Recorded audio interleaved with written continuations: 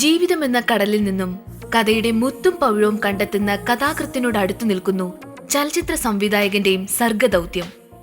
ചലച്ചിത്രം എന്ന ബൃഹത് കലയെ നിരവധി പേരുടെ സഹകരണത്തോടെ തെളിയിച്ചൊരുക്കുകയാണ് അയാളുടെ ഉത്തരവാദിത്വം. ശിലയിൽ ശില്പം എന്നതുപോലെ ചലച്ചിത്രകാരന്റെ മനസ്സിൽ തിരക്കഥയുടെ പ്രാഗ്രൂപം ഉറങ്ങുന്നു.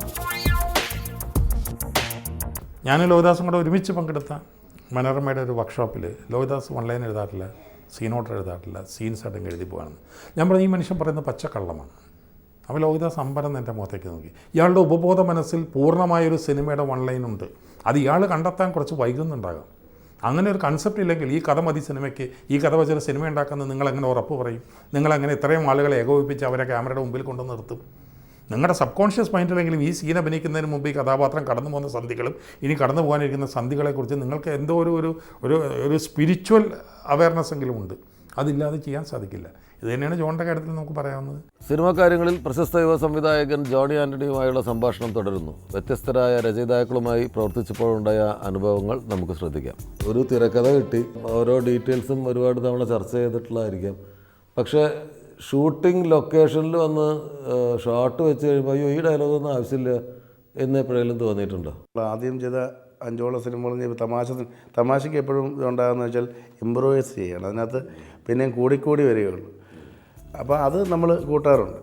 പിന്നെ കുഴപ്പം പിടിച്ച ചില സംഭവങ്ങളുണ്ടെങ്കിൽ അതിനെ കുറയ്ക്കാറുമുണ്ട്. അപ്പം ഇപ്പോൾ ഒരിക്കലും തമാശ സിനിമകൾക്ക് ഡയലോഗ്സ് ഒരു ദാരിദ്ര്യം അങ്ങനെ അനുഭവപ്പെടാറില്ല. കാരണം അതിങ്ങനെ പൊലിച്ച് തമാശ പ്രത്യേകിച്ച് അത് ചെയ്യുന്ന ആർട്ടിസ്റ്റുകളൊക്കെ അങ്ങനെ ആയതുകൊണ്ട് ഇത് ചെയ്യാറുണ്ട്. പക്ഷേ നമ്മൾ പ്രോത്സാഹിപ്പിക്കാറുണ്ട്. കാരണം സെറ്റിൽ നിന്ന് കിട്ടുന്ന സ്പോട്ടിൽ കിട്ടുന്ന തമാശകൾ പലതും നേരത്തെ എഴുതി വെക്കുന്നതിലും നന്നാവാറുമുണ്ട്. പിന്നെ എന്താ വെച്ചാൽ റൈറ്റേഴ്സിൻ്റെ ഒരു സന്തോഷം എന്താ വെച്ചാൽ കറക്റ്റ് സിറ്റുവേഷൻ അല്ലെങ്കിൽ ഏത് കോമഡിയും വിചാരിച്ചാലും ഒരു തമാശയും ഉണ്ടാക്കാനും പറ്റില്ല, ഇനി ചെയ്താലും ഒട്ട് രജിസ്റ്റർ ആകത്തുമില്ല എന്നുള്ളതാണ് ഈ കോമഡിയുടെ ഒരു സംഭവം. അപ്പോൾ അതുകൊണ്ട് നമ്മളൊരു കൊടുക്കൽ വാങ്ങൽ തീർച്ചയായിട്ടും നടക്കാറുണ്ട്. പിന്നെ സ്പോട്ടിൽ മോശമാണെന്ന് തോന്നുന്നുണ്ടെങ്കിൽ സർവ്വസ്വാതന്ത്ര്യത്തോടെ നമ്മളത് വേണ്ടെന്നും വെക്കാറുണ്ട്. അതിനകത്ത് ഇനി പ്രത്യേകിച്ച് ചോദ്യവും പറച്ചിലും ഒന്നും ഉണ്ടാക്കാറുമില്ല. ഷൂട്ടിംഗ് കഴിഞ്ഞു, എഡിറ്റിംഗ് ടേബിളിൽ ധർമ്മസങ്കടം അനുഭവിക്കുന്ന സിറ്റുവേഷൻ ഉണ്ടായിട്ടുണ്ട്. ചിലപ്പോൾ നമ്മൾ ഭയങ്കരമായിട്ട് വായിക്കുമ്പോൾ നമുക്ക് ഒരുപാട് ഇഷ്ടമായതായിരിക്കും, നമ്മൾ ഭയങ്കര സ്ട്രെയിൻ ചെയ്തിട്ട് ആയിരിക്കും നമ്മളത് ഷൂട്ട് ചെയ്തിട്ടുണ്ടാവുക. പക്ഷേ ഈ സിനിമയുടെ ടോട്ടൽ ലെങ്ത്തും ഒക്കെ കൺസിഡർ ചെയ്തിട്ട് ചിലപ്പോൾ കഥയ്ക്ക് വലിയ അപകടമില്ലാത്ത രീതിയിൽ ചിലത് നീക്കം ചെയ്യേണ്ടി വരും. അങ്ങനെ സംഭവിക്കാറുണ്ട്. ഡയലോഗ് ടു അങ്ങനത്തെ സീൻസ് ചിലത് പോയാലും നമുക്കങ്ങനെ ഒരു ഡയറക്ടർ സംഭവം 3-4 ദിവസം കഷ്ടപ്പെട്ടത് റോഡ് ബ്ലോക്കും ഇങ്ങനെയുള്ള സംഭവങ്ങളൊക്കെ ചിലപ്പോൾ അങ്ങ് പോകുമ്പോൾ ഭയങ്കര സങ്കടം തോന്നും. ഒരു സ്ക്രിപ്റ്റിൽ ഒരു സീനിനെ എങ്ങനെയാണ് ഷോർട്ട് ഡിവൈഡ് ചെയ്ത്? ചിലർ പറയുന്നത് റൂമിലിരുന്ന് വായിച്ച് ഷോർട്ട് ഡിവൈഡ് ചെയ്ത് രാവിലെ വന്ന് അസോസിയേറ്റിൻ്റെ കയ്യിൽ കൊടുക്കും. ട്രോളി ഷോട്ട്, ക്രെയിൻ ഷോട്ട് എന്നൊക്കെ പറഞ്ഞിട്ട് എഴുതിയിട്ട് കൊടുക്കും. ചിലർ സ്പോട്ടിലായിരിക്കും ചെയ്യുന്നത്. എങ്ങനെയാണ് ജോണിയുടെ രീതി? കഥ പറയുമ്പോൾ തന്നെ നമുക്ക് ചില ഷോട്ടുകളും കാര്യങ്ങളും മനസ്സിൽ വരും. ചിലപ്പോൾ നമ്മൾ ഈ മനസ്സിൽ വിചാരിച്ചുകൊണ്ട് പോകുന്നതായിരിക്കില്ല നമുക്ക് കിട്ടുന്ന ലൊക്കേഷനോ അല്ലെങ്കിൽ നമുക്ക് കണ്ടു വെക്കുന്ന ഇതോ. പിന്നെ നമ്മളെ ലൊക്കേഷൻ അനുസരിച്ച് മാറുക എന്നുള്ളതായിരിക്കും ഏറ്റവും വേണ്ടത്. ഒരു സീനിൽ ക്ലോസപ്പ് എങ്ങനെ വേണം? ക്ലോസപ്പ് വേണോ അല്ലെങ്കിൽ വൈഡ് ഷോട്ട് ആണോ നല്ലത്? ഒരു മൂവ്മെൻ്റ് ആവശ്യമുണ്ടോ? അതൊക്കെ എങ്ങനെയാണ് തീരുമാനിക്കുന്നത്? കോമഡി സിനിമകളിൽ ഏറ്റവും വേണ്ടത് തമാശ കൃത്യമായ ആളുകൾക്ക് മനസ്സിലാകുക എന്നുള്ളതാണ്. അത് ചിലപ്പോൾ വെർബൽ തമാശകളാണെങ്കിൽ അത് പറഞ്ഞ് രണ്ടുപേരുടെ പറയുന്നതിലും ആ പെരുമാറ്റത്തിലും തന്നെ അത് കിട്ടും. പക്ഷേ ഷോട്ടുകൾ കൊണ്ട് ചിരിപ്പിക്കേണ്ട ചില തമാശകൾ വരും. അപ്പോൾ അതിൽ നേരത്തെ തന്നെ ഒരുത്തൻ വീഴും എന്ന് തോന്നിപ്പിച്ചിട്ട് അവന് പറ്റാൻ പോവുക ആൻറ്റിസിപ്പേറ്റ് ചെയ്യുന്ന ഒരു ലൈനുണ്ട്. അത് അത്തരം തമാശകളാണ് എനിക്ക് തോന്നുന്നത് എൻ്റെ കുടുംബങ്ങളിൽ കൂടുതലും.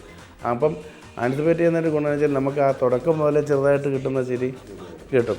അപ്പോൾ ആ ഷോട്ട് പ്ലാൻ ചെയ്യുമ്പോൾ കൃത്യമായിട്ട് ഇപ്പോൾ സ്ലാപ്സ്റ്റിക്കിലാണെങ്കിൽ നമുക്ക് ഒരുപാട് ഷോട്ടുകൾ ചെയ്യേണ്ടി വരും. അതായത് ഇപ്പോൾ ഒരാൾ ഇവിടുന്ന് അടിച്ച് ഇതേ തട്ടി അവിടുന്ന് തെറിച്ച് വീഴുക എന്ന് പറയുന്നത് ചിലപ്പോൾ ഒരു പല ആംഗിളുകളിൽ 10, 20, 30 ഷോട്ടുകൾ എടുക്കേണ്ടി വരും. എന്നാലേ ഇത് കൃത്യമായി അരിഞ്ഞ് വരുമ്പോഴേക്കും ആ ഒരു ഫീൽ ഉണ്ടാക്കാൻ പറ്റുള്ളൂ. ഒരു ഷോട്ടിലൂടെ തമാശകൾ കാണിക്കാവുന്ന സംഭവമുണ്ട്. ഇപ്പോൾ ഉദാഹരണത്തിന് ഞാൻ എടുത്തതല്ല, എന്നാൽ പോലും നമുക്കറിയാം നമ്മുടെ മാന്നാർ മത്തായി സ്പീക്കിങ്ങിൽ 3 പേര് ഓടിപ്പോകും. അവരെല്ലാവരും തിരിച്ച് ഓടി വരുമ്പോഴേക്കും പുറകിലൊരു പട്ടി. അതെനിക്ക് തോന്നുന്ന ആ ഒറ്റ ഷോട്ട് തന്നെയായിരിക്കും അതിൽ ഏറ്റവും നല്ലത്.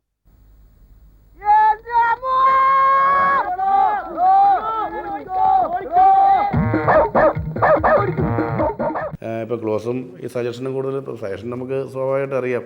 നമുക്ക് പരസ്പരം കൊടുക്കൽ വാങ്ങൽ എന്നുള്ള സംഭവത്തിലാണ് കൂടുതലും സജഷൻ ഷോട്ടുകൾ നമ്മൾ കൈകാര്യം ചെയ്തു അല്ലേ?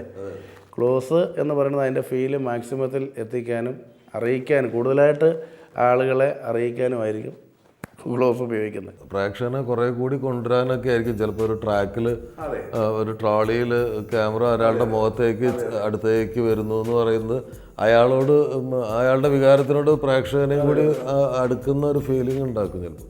അങ്ങനെ ഇപ്പോൾ അതുപോലെ ഇപ്പോൾ ഞാൻ പറയാം, എനിക്കിപ്പോൾ എൻ്റെ രീതിയൊക്കെ മാറിയിട്ട് ഇപ്പം ബാക്ക് ഷോട്ടിൽ ഒരു ഇരുട്ടിലേക്ക് നടന്നു പോകുന്നതിനടുത്തൊക്കെ ചിലപ്പോൾ ഇതിൽ കൂടുതൽ ഫീൽ ഉണ്ടാക്കുന്ന ഒരു ലൈനിലേക്ക് കാര്യങ്ങൾ അല്ല, അത് ഓരോ സിറ്റുവേഷൻ ഡിമാൻഡ് ചെയ്യുന്നതിനനുസരിച്ചായിരിക്കും.